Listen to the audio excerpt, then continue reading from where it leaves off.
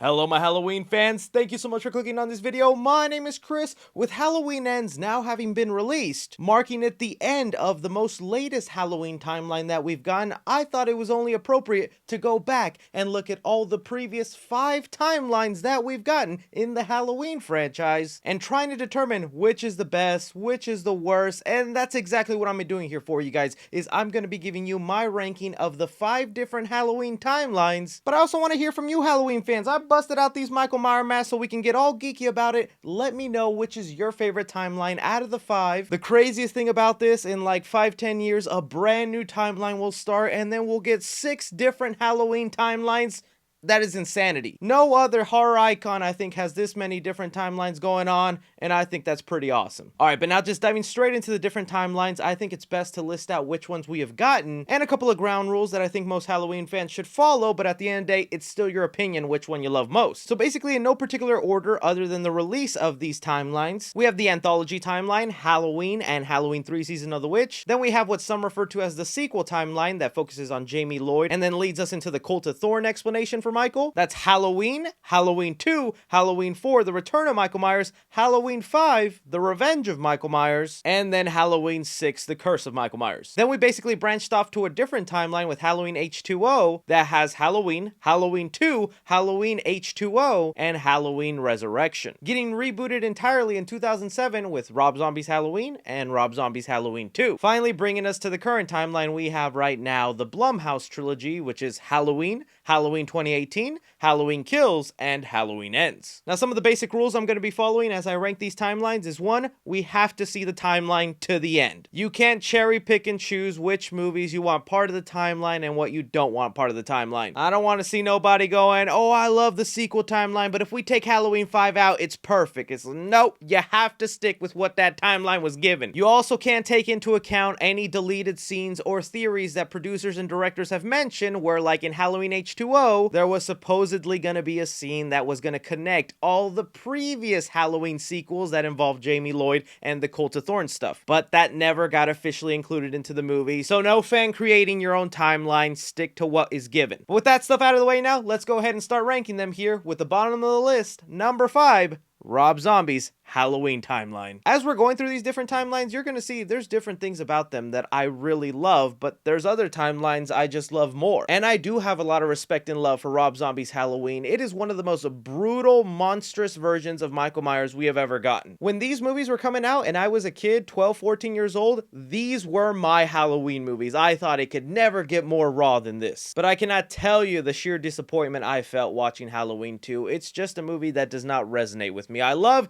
the first like 30 minutes where it just feels like another brutal great slasher, and I appreciate the attempt at trying to focus on trauma and Laurie and her trying to succumb to that, but it's this whole white horse subplot that I feel doesn't fit in with what you were trying to establish with this new Michael Myers. In the first movie, you were so hell-bent and focused on giving Michael Myers a realistic backstory, much like real-life serial killers, where he comes from a broken home, he was bullied, and then that evil inside of him grew into the shape we know today, and then you start introducing supernatural elements with a white horse and bringing in the wife. Like, all respect to Rob Zombie, we just know that was his way of giving his wife a paycheck, and hey, I would do the same. I'll also even mention, even though I really didn't like Rob Zombie's Halloween 2, I was still pumped to see if they would get made Halloween 3D, because I was still just such a fan of the way Rob Zombie treated Michael Myers and had him be this ultimate beast. That's before he started ripping his mask and making him talk and whatnot. So who knows, maybe in another universe, if Rob Zombie's Halloween 3D came out and it was amazing, this timeline would have gone higher on my list. Number 4 on my list, the Anthology timeline. This one's a hard one because I really don't have that many bad things to say about this attempt at the Halloween universe. If anything, I wish we could live in that parallel universe where they just continued giving us Halloween-centric horror movies every other year. Just imagine all the wonderful stories we would have gotten if they just stuck to that idea. We could have had so many different iconic faces like Michael Myers. Even Halloween 3 Season of the Witch is starting to become very popularized in our modern day and appreciated when it's not looked as a Michael Myers sequel. I think the thing that's mainly mainly holding me back is just the two movies we got. I really love the first Halloween, and I like a lot of Halloween 3 Season of the Witch, and just that combination isn't enough for it to go higher on my list with the way I feel about these other movies. Still though, I really am hoping now that a new timeline with Michael has ended, maybe they'd be willing to give this anthology route another chance, cause who wouldn't be down for a Halloween themed horror movie?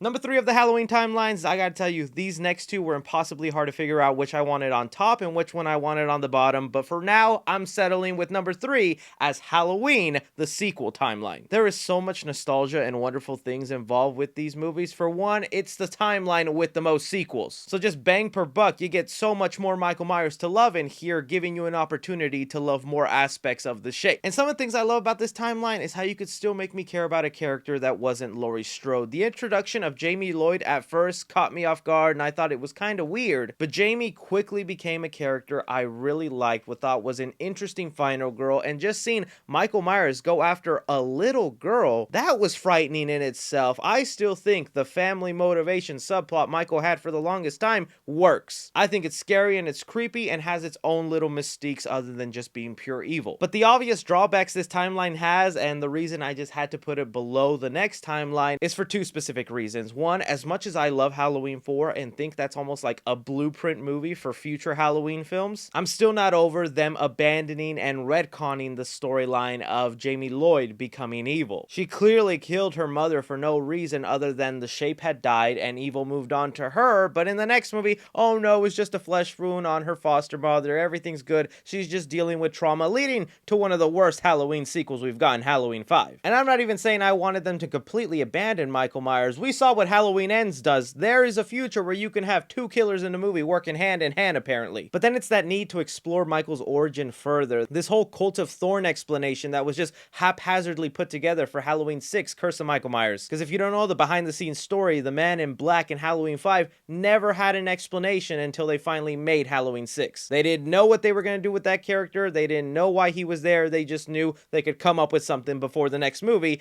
and that just seems sloppy and lazy to me. Also, don't love the idea that there are cult members controlling Michael Myers and using him as a henchman. But man, I also just thought of another reason why I also really like this timeline so much. Loomis. We get so much Donald Pleasance in this timeline, and how could you not love Dr. Loomis? Yeah, I'm not gonna blame anybody for putting this one higher on the list, but just some of the drawbacks are holding me back. Number 2 on the list, the Halloween 20-year later timeline. This timeline would have easily have been number 1, outbeating what is obviously number 1, if you've been keeping up with the timelines, and it's really all just because of Halloween Resurrection, man. If that little film just didn't exist in this timeline and I could pluck it out and not make it happen, this would be one of the most perfect Michael Myers / Laurie Strode trilogies. You have the inclusion of the very first movie that is iconic and sets up that backstory between Michael and Laurie. Then you have Halloween 2, my favorite sequel in the entire Halloween timeline. I adore this film, and I don't mind the whole sibling connection like I've mentioned. Really love also how their back-to-back movies that work really well happen on the same night, and then just the idea to start off, make a new, bring back Laurie Strode for Halloween H2O. I really love that version of Laurie where she has gotten her life together, she's moved away, is in a secluded area, working as a teacher, has a son, but we see hints of that trauma still lingering on, that the Halloween holiday is hard for her, that she's always wondering if Michael's still out there and is going to come back, and well, he does, and they have one of the most epic showdowns that was a perfect ending to the story between Michael and Laurie, that yes, I know in the next movie that wasn't actually Michael and it was an EMT worker, but just having that pretend a little bit that would have been the end would have been so amazing. But because of the rules I established at the beginning of this video, we have to see the timeline to the end, and that's Resurrection. Just a campy, wild, weird Halloween movie that should not have existed after what you just gave us with H2O and that reinvigorating the franchise. Killing off Laurie Strode in the first 10 minutes and having her kiss her brother through the mask? Why? Then this random story of trying to enter the 21st century with just webcams everywhere in the Myers house, Busta Rhymes beating up Michael Myers with kung fu fights. We thought that was going to be the most embarrassing Michael Myers moment ever put on screen. Well, not yet. It's just crazy how one slop of a mess sequel can really taint an entire timeline here, but it is a near perfect timeline to me, in my opinion, the way I perceive and like the Halloween Michael Myers films. Bringing me to number 1 on the list that I know is going to be super controversial, especially with the way some people are feeling about the latest entry, the Halloween Blumhouse trilogy. Here, we still get to keep the first Halloween movie, as we always should. Then bringing us to Halloween 2018, that I thought Blumhouse, David Gordon Green, and the team behind this film really showed their passion and love for Michael. It was a good story on trauma with great callbacks and respects to the original. We also get what I believe is to be the best version of Michael Myers, played by James Jude Courtney. He has got the movements down for the shape, is really an intimidating force without coming off extremely overpowered in bodybuilder material like Rob Zombie's Halloween. Then we get to Halloween Kills, that I know is divisive, but recently watching it back to back with Halloween 2018, they pair so perfectly together in my opinion. Halloween Kills is just this ultimate fuel rage slasher. The way Michael is just so unrelentlessly brutal in this film, kill after kill, that almost every single one of Michael's takedown in that movie is so unique and creative and different from the franchise. When everyone complains this trilogy only wants to pay homage to previous movies, this was as crazy as Michael has gotten, and I love that. Granted though, it is not without its faults, okay? Filled with just extremely stupid and annoying characters, not really a main protagonist, just jumping all over the place from different characters, also feeling like they just didn't use the legacy characters all that well other than to be part of the body count. I still can't deny some of the things I just love about Halloween Kills, like some of those flashback scenes and how true they look to the 1978 movie. That's an achievement. But then that brings us to Halloween Ends in this timeline that is the most controversial. That, look, I've said my thoughts, you've seen my review. I think it is a disappointment in terms of being a finale for this series, wrapping up those storylines, and also as a Michael Myers movie, it just doesn't do it for me. But at the same time, rewatching it twice now, and I still want to see it again. It's crazy how I'm just appreciating more and more the elements of it trying to be different, introducing this Corey subplot, paying homage to Halloween 3 Season of the Witch, and taking that sort of anthology route while still including Michael Myers. Yes, it might come off disrespectful to the shape and Michael Myers himself as this weak old shaky man who gets wrestled down by a kid, but that is also a common theme in every single one of these timelines. Heck, one of the reasons most of these movies get new timelines is because the last movie was so bad and disrespectful to Michael Myers, so how is Halloween Ends any different than the other timelines? I really think that Halloween Ends is a good movie as a standalone on its own if it wasn't the finale for this timeline, because the elements in here I appreciate, and I think over time I'm gonna end up liking this movie more than I thought, because I'll have a whole new timeline to love or hate and look back on Halloween Ends like, yeah, I hated you as a finale movie, but man, you just were so different and unique, keeping the debate alive, having Halloween fans go, this is why we love this series, man. We all perceive it a different way, and at the end, this timeline did that. It brought out the passion and love, not just for Michael Myers, but for the Halloween story. Plus, this movie also had the benefit of knowing it was going to be the end of the timeline. A lot of these other films didn't know their timeline was going to end right there and kind of leave off on cliffhangers. Here, we get to see Laurie go off into the sunset, be happy. We get to see Michael Myers killed off in a pretty epic way. Come to think about it, Halloween Ends is the only one that has a clear and definitive finale, so we have a start and finish. This is, to me, the perfect timeline. Still though, that is just my opinion. I know some of you are gonna heavily disagree, and I love to hear your guys' thoughts down below. What makes a timeline better to you in your opinion? What do you want to see out of the next timeline? Are they gonna branch off from the original Halloween, or are they gonna start completely fresh like Rob Zombie? Anything and everything, be sure and like, subscribe, follow me on Twitter at 3C Films or on TikTok at 3C Films. But as always, I'm Chris. Take care.